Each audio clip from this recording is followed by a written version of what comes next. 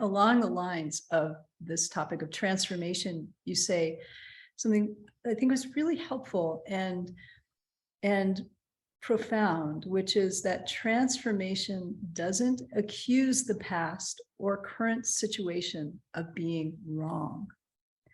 And simple, but not.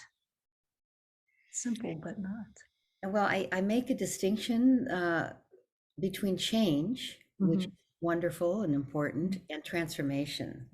So change usually requires you to insult something. You know, we see this in politics. Every politician running for anything is wants to make a change. Yeah. And they want to make a change, and they establish that by making whatever's happening now wrong. We don't want this anymore. We're going to make a change. You know, and then we change over here, and then we accuse that of being wrong, and then we change over here. So change is very volatile. Change requires making something wrong and something right, or something not so good and something better than that. Change has that dynamic in it. You know, when you're trying to, you know, diet, you make the size of your body the way it is now wrong, and you make the thinner body right. You know, change has that dynamic in it. It's positional. Transformation doesn't do that. It's amazing. Transformation doesn't insult the past. It has it suddenly make sense. That happened in order to make this possible.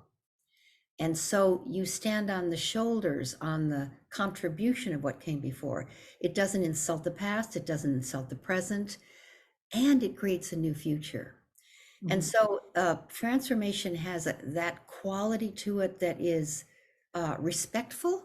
The word respect means respectate or relook or re-see. You know, sometimes when a woman has had a nasty, harsh, difficult divorce, you know, that's a big change in her life. And sometimes she has to really make that guy wrong, or the man needs to make that gal wrong, or if it's a same-sex couple, the other person wrong, in order to get out of that relationship. And even our teenagers, you know, make their parents wrong in order to get out of the house. It kind of helps you to get out of the house to make your parents wrong.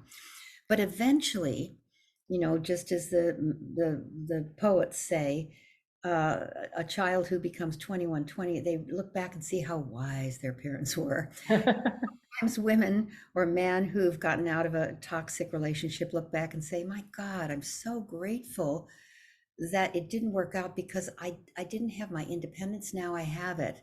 And thank God the two of us gave birth to those amazing kids.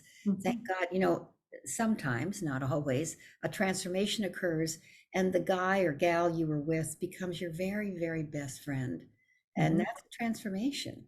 So I'm trying to give some examples, because transformation really is kind, and it completes things in a way that the experience is one of love.